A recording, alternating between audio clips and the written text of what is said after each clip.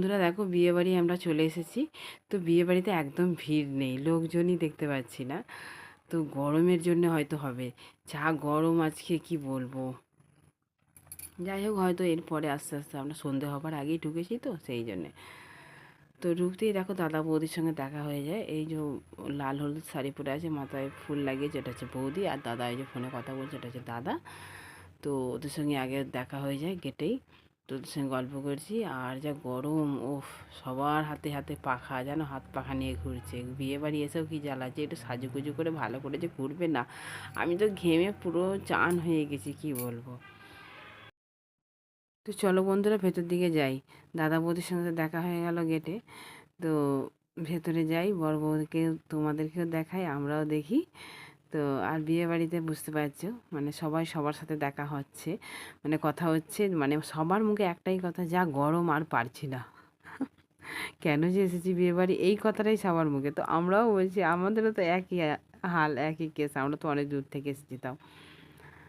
তো যাই হোক বন্ধুরা, বাইরেতেই মানে এই সিংহাসনে এখানেই বসিয়েছে বউ বরকে।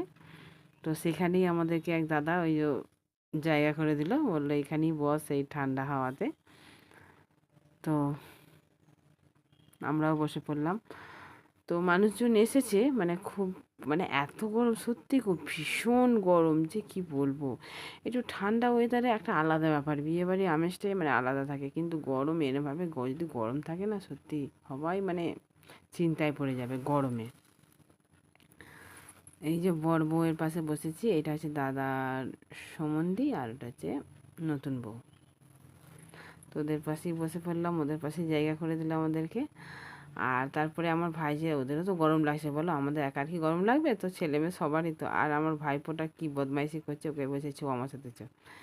তো ওর মনে হয় খিদে পেয়েছে, জানো, ওকে বলছে চ খাবো আমরা, কিন্তু ও যেতে চাইছে না। তো বলছে আমরা সবাই একসাথে জড়ো হয়েছি যখন, একসাথে সবাই খাবো।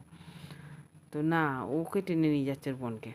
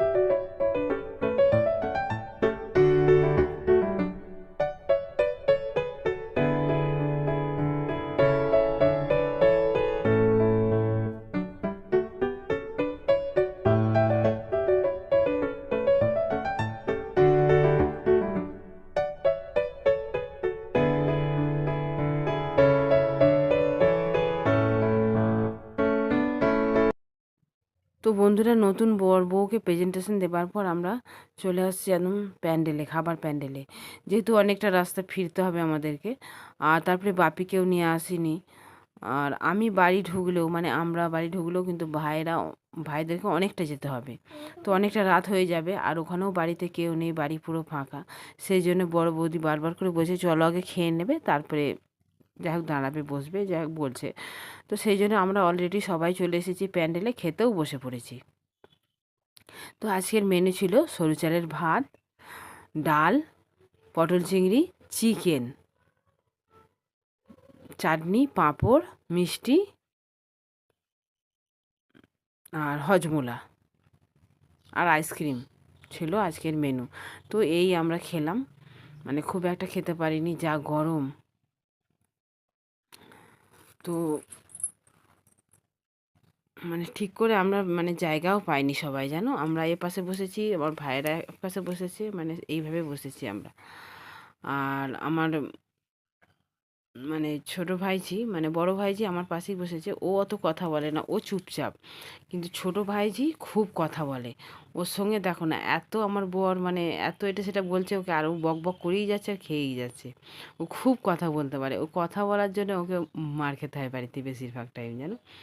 তো বন্ধুরা, অনেকক্ষণ কথা বললাম, অনেক গল্প করলাম। তো বাড়ি ফেরার পালা, খেয়ে দিয়ে।